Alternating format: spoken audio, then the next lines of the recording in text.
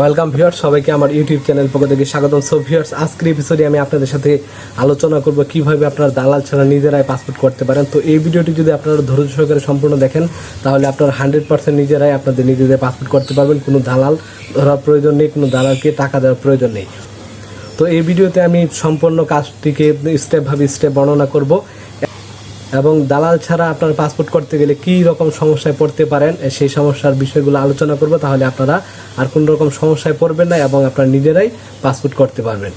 তো ফার্স্টে আপনাদের যে কাজটি করতে হবে, যাদের পাসপোর্টের জন্য আবেদন করবেন তার এনআইডি কার্ড প্রয়োজন হবে। যদি তার বয়স 18 বছরের ঊর্ধ্বে হয় সেক্ষেত্রে আপনারা আবেদনটি করবেন। আবেদন করার এবং আবেদন কিভাবে করবেন সেরকম একটি ভিডিও অলরেডি আমি করে ইউটিউবে দিয়েছি এবং এই ভিডিওর ডেসক্রিপশন বক্সে সেই লিঙ্কটি আমি দিয়ে দিয়েছি এবং এন্ড স্ক্রিনেও সেই লিঙ্কটি পাবেন কিভাবে আপনারা আবেদনটি করবেন। তো ফার্স্টে আপনারা যে কাজটি করবেন, আপনারা আবেদন করে নেবেন এনআইডি কার্ড দিয়ে অথবা জন্ম নিবন্ধন দিয়ে। যাদের বয়স 18 বছরের ঊর্ধ্বে তারা অবশ্যই এনআইডি কার্ড দিয়ে আবেদনটি করবেন এবং আবেদন করার পর আপনাদের সেখানে কিন্তু একটি সামারি কপি ডাউনলোড হবে, যেটি হচ্ছে পেমেন্ট করার কিভাবে করবেন। তো এখানে অনলাইনে পেমেন্ট করা যায় এবং অফলাইনেও পেমেন্ট করা যায়। তো অনলাইনে পেমেন্ট করতে গেলে অনেক রকম সমস্যা হয়ে থাকে, তো সেই জন্য আপনারা অফলাইনে আপনারা সোনালী ব্যাংকের মাধ্যমে পেমেন্টটি করে নিতে পারেন। তো সেখানে আপনারা অফলাইন পেমেন্টের যখন সাবমিট করবেন তখন একটি সামারি কপি প্রিন্ট হবে। সেটি কিন্তু ডাউনলোড হয় না, সেটি ডাউনলোড করার সিস্টেম হচ্ছে যখন আপনারা সামারি কপিটি প্রিন্ট অপশনে ক্লিক করবেন সেখানে কিন্তু আপনাদের প্রিন্টার চয়েস করা থাকে, সেখানে আপনারা পিডিএফটি চয়েস করে ডাউনলোড করে মোবাইলে আপনারা নিয়ে নিতে পারেন। এটি নিয়ে আপনারা দোকানে গিয়ে প্রিন্ট আউট করতে পারেন, কোনো সমস্যা নেই। এবং আপনাদের একটি কী হবে, ডাউনলোড হবে অ্যাপ্লিকেশন কপি, যেটি হচ্ছে 3 পেজের একটি অ্যাপ্লিকেশন কপি ডাউনলোড হবে আবেদনটি কমপ্লিট করার পর। তো সেটিও আপনারা চাইলে সেটি ডাউনলোড হবে এবং এই 2টি কপি কিন্তু আপনারা যে ইমেলটি ব্যবহার করবেন সেই ইমেলে চলে আসবে। তো সেই ইমেলে ঢুকে আপনারা সেই 2টি কপি আপনারা কালেক্ট করবেন এবং যে আপনাদের সামারি কপিটি রয়েছে সেটি এবং এনআইডি কার্ডের একটি কপি নিয়ে, এই 2টি কপি নিয়ে আপনারা সোনালী ব্যাংকে গিয়ে কিন্তু পেমেন্ট করে নিতে পারেন। তো চালানের মাধ্যমে পরবর্তীতে দেখা যাচ্ছে সেখানে পেমেন্টটি করার পর সেই ডকুমেন্টটি দিয়েও আপনারা পাসপোর্টের জন্য সরাসরি জমা করতে পারেন, অথবা আপনারা সেই চালানের মাধ্যমে আপনারা যে কাজটি করতে পারেন অনলাইন থেকে একটি পেমেন্টের কপিও কিন্তু আপনারা ডাউনলোড করে নিতে পারেন। সেই সোনালী ব্যাংকে যখন সেটি জমা দিবেন তখন সেখান থেকে যে চালানটি দিবে তারপর হচ্ছে সেই চালানটির মাধ্যমে আপনারা চাইলে অনলাইন থেকেও একটি যে আপনি পেমেন্ট করেছেন সেই চালানটি ডাউনলোড করতে পারেন, এটিকে বলা হয় চালান। তো সেটি না করলেও চলবে, আপনারা সরাসরি যে আপনাদের সামারি কপি এবং এনআইডি কার্ড দিয়ে যে আপনারা আপনার পাসপোর্টের যে পেমেন্টটি রয়েছে সেটি যখন আপনারা জমা করবেন সোনালী ব্যাংকে গিয়ে তখন সেখান থেকে আপনাদের চালানের কপি দিয়ে দেওয়া হবে, সেটি আপনারা ডিরেক্টলি জমা করতে পারেন। তো আপনার ফার্স্ট যে কাজটি করতে হবে, সামারি কপি, আবেদন কপি, এই হচ্ছে 2টি কপি, তারপর হচ্ছে এনআইডি কার্ডের 1 কপি লাগবে, তারপর হচ্ছে আপনাদের যে কাজটি করতে হবে আপনারা যে পেমেন্ট করেছেন সেটির একটি ডকুমেন্ট প্রয়োজন হবে এবং আপনাদের আরও কিছু ডকুমেন্টের কথা বলে দিচ্ছে যেগুলো হচ্ছে আপনারা যখন কিনা কোনো দালাল ছাড়া জমা করতে যাবেন তখন কিন্তু আপনাদেরকে খুবই কনফিডেন্সলিভাবে আপনাদের সমস্ত ডকুমেন্টগুলো যেন মিস্টেক না হয় এবং সমস্ত তথ্য যেন সঠিক হয়, আবেদন যেন সঠিক হয়, সমস্ত বিষয় আপনাদের ফুললিভাবে কেয়ার করে নিতে হবে, তাহলে কিন্তু আপনারা সহজেই করতে পারেন। অন্যথায় কিন্তু দেখা যাবে যে আপনাদেরকে বিভিন্ন ধরনের প্রবলেমের সম্মুখীন হবেন, তখন কিন্তু আরও ঝামেলা বৃদ্ধি পাবে। এই জন্য আপনার যদি কোনো ভুল ত্রুটি হয়ে যায় সেই ক্ষেত্রে কিন্তু দেখা যাবে পরবর্তীতে সেটা হচ্ছে যে রিজিওনাল পাসপোর্ট অফিসে গিয়ে কিছু তথ্য হয়তো বা সেখান থেকে আবেদনটি বাতিল করতে হতে পারে, এরকম ঝামেলায় পড়তে হতে পারে। এই জন্য আপনারা কীভাবে আবেদন করতে হয় সেটি আমার ভিডিও ডেসক্রিপশন বক্সে লিঙ্ক দেওয়া থাকবে, সেখান থেকে ভালো করে দেখে নেবেন। আর এই ভিডিওতে আমি ডিটেলস আরও বলে দেবো, আপনারা সম্পূর্ণ ভিডিওটি ধৈর্য সহকারে দেখুন, তাহলে আরও ডিটেলস বলে দেবো, তাহলে আপনারা আর কোনো সমস্যাতে পড়বেন না। তো অবশ্যই আপনাদের যে কাজটি করতে হবে, একটি এনআইডি কার্ডের ফটোকপি করে নেবেন, সামারি কপিটি নেবেন, আবেদনের যে 3 কপি রয়েছে অ্যাপ্লিকেশন কপি বলা হয়, সেই 3টি কপি মিলে একটি কপি হয় আবেদন কপি, সেটি নেবেন।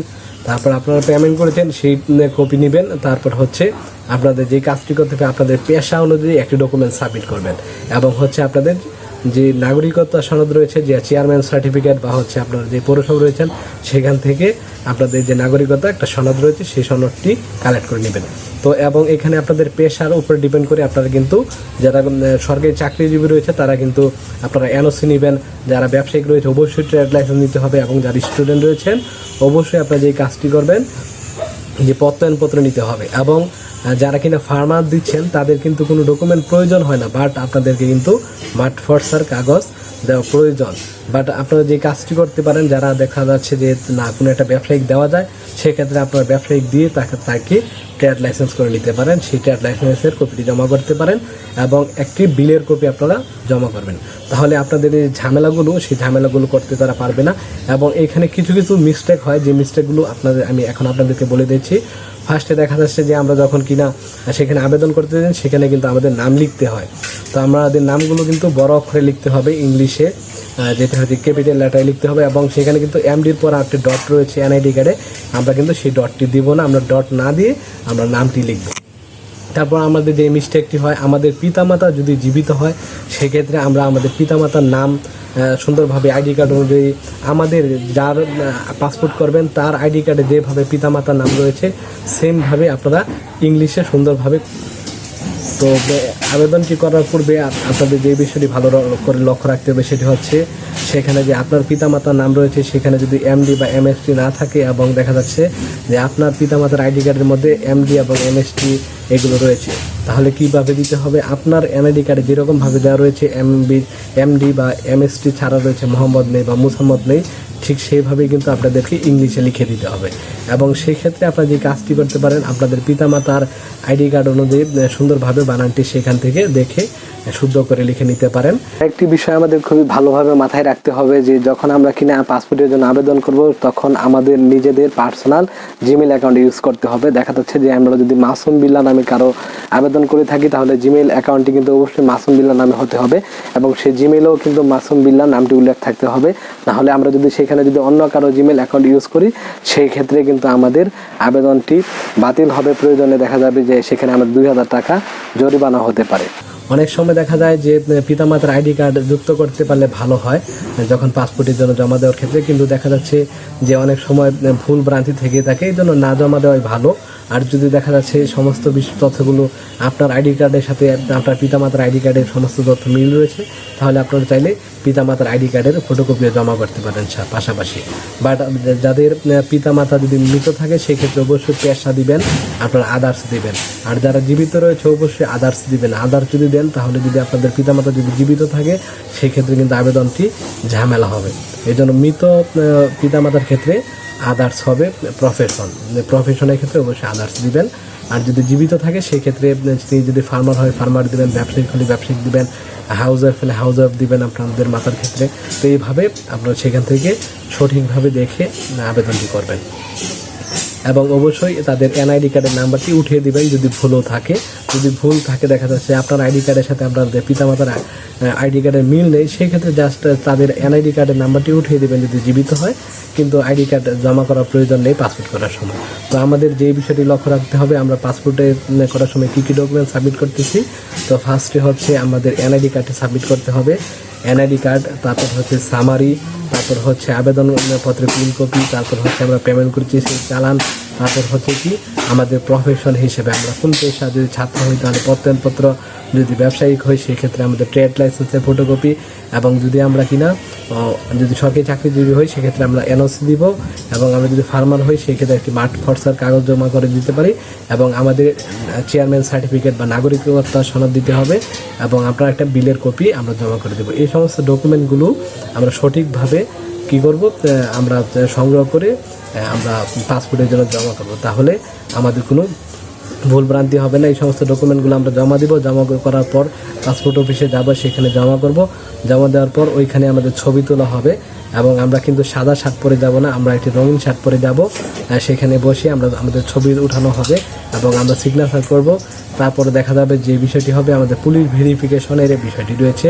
তো তার জন্য আমরা যখন কিনা এই ছবিগুলো তুলে আসবো, আসার পর আমাদের যদি রেগুলার হয় সেক্ষেত্রে আমরা দেখা যাবে যে আমাদের 21 দিনে ডেলিভারি দিয়ে থাকে, যেটি হচ্ছে 5,750 টাকা দিয়ে 10 বছর মেয়াদি 48 পেজের পাসপোর্টটি, সেটি 21 দিন সময় লেগে যায়, যেটি হচ্ছে রেগুলার। তো আপনাকে 15 দিন বা তার থেকে একটু বেশি সময়ের মধ্যে আপনাদেরকে কিন্তু তো আপনাদেরকে কিন্তু পাসপোর্টের ভেরিফিকেশনের জন্য কিন্তু এসবি অফিস থেকে ফোন দেওয়া হবে, এসবি বা ডিএসবি অফিস থেকে। সেখান থেকে যখন ফোন দেওয়া হবে, যার পাসপোর্ট সেখানে যার নাম্বার দিয়েছিলেন তাকে ফোন দেওয়া হবে, এবং তার যে নাগরিকত্ব সনদ এবং এনআইডি কার্ডের ফটোকপি, এই সমস্ত ডকুমেন্টগুলো চাওয়া হবে। তারপর আপনার যে কাজটি করবেন সেই সমস্ত ডকুমেন্টগুলো নিয়ে তাদের কাছে যাবেন, সেখানে জমা করে সাইন করে চলে আসবেন। সেখানে কোনো টাকার প্রয়োজন হয় না। তারপরে যদি দেখা যাচ্ছে অনেকে রয়েছে কিছু টাকা আবদার করতেই পারে, স্বাভাবিক বিষয়। তো সেখানে যদি এরকম কোনো টাকা আবদার করে থাকে বা নর্মালিভাবে তার খরচটা চেয়ে থাকে, সেক্ষেত্রে আপনি খুশি হয়ে কিছু দিতে পারেন। এই পর্যন্তই হচ্ছে খরচ, এবং সেখানে কোনো ঝামেলা নেই।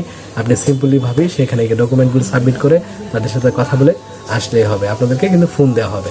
এবং যদি আপনাদেরকে ফোন দিতে দেরি হয়ে থাকে, দেখা যাচ্ছে যে আপনাদের 30 দিন 25 দিন হয়ে গিয়েছে, এখনও ফোন দিচ্ছে না, পাসপোর্ট ডেলিভারি টাইম ওভার হয়ে গেছে, তারপরে ফোন দিচ্ছে না, সেই ক্ষেত্রে আপনারা একটি রিপোর্ট করতে পারেন এসবি অফিসে। সেই কীভাবে রিপোর্টটি করবেন এরকম একটি ভিডিও অলরেডি করে আমি আমার ভিডিও ইউটিউবে আপলোড করেছি। এই ভিডিও ডেসক্রিপশন বক্সে সেই লিঙ্কটি দিয়ে দেবো, সেখান থেকে দেখে নেবেন। তো ভিডিওটি ভালো লাগলে অবশ্যই লাইক শেয়ার কমেন্ট করতে বলবেন। আপনাদের কোনো রকম প্রশ্ন থাকলে অবশ্যই কমেন্ট করবেন, আমি আপনাদেরকে 100% আনসার দিয়ে দিব। তো ভিডিওটি ভালো লাগলে অবশ্যই লাইক শেয়ার কমেন্ট করতে ভুলবেন না। সো আজ এই পর্যন্ত, বাই বাই।